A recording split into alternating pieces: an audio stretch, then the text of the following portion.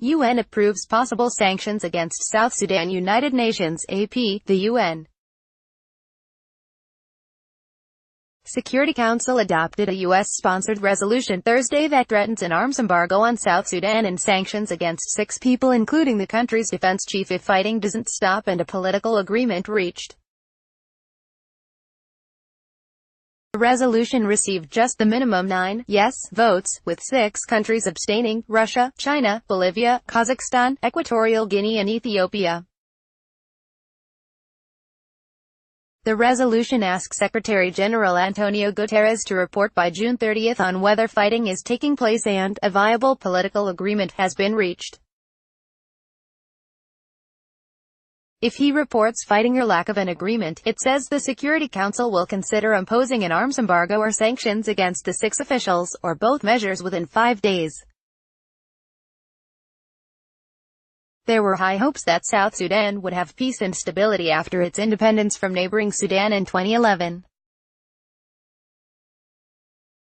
But the country plunged into ethnic violence in December 2013 when forces loyal to President Salva Kiir, a Dinka, started battling those loyal to Riek Machar, his former vice president who is a NUER. A peace deal signed in August 2015 didn't stop the fighting, and a cessation of hostilities agreement this past December 24 was broken within hours.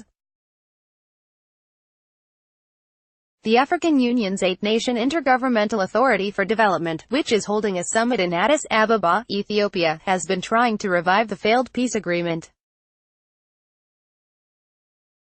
U.S.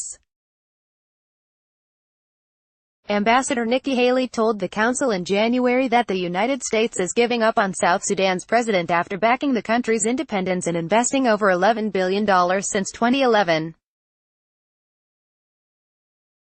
She called Kiir an unfit partner in the pursuit of peace and urged an arms embargo on the conflict-racked nation. The U.S. condemns in the strongest terms the ongoing fighting, in violation of the 2015 agreement, and reiterate its demand for a permanent ceasefire. It would renew existing sanctions against South Sudanese officials until July 15 and extend the mandate of the panel of experts monitoring implementation of the measures until August 14. The resolution identifies 6 officials for a possible asset freeze and travel ban: Defense Minister Kuol Manyang Juk, former Army Chief Paul Malong Awan, Minister of Information Michael McQuayluth, and Army Deputy Chief of Staff for Logistics Malik Ruben Riak Ranguth. The State Gov. Koang Rambangchul and Cabinet Affairs Minister Martin Ely Alomaru. Copyright 2018 The Associated Press.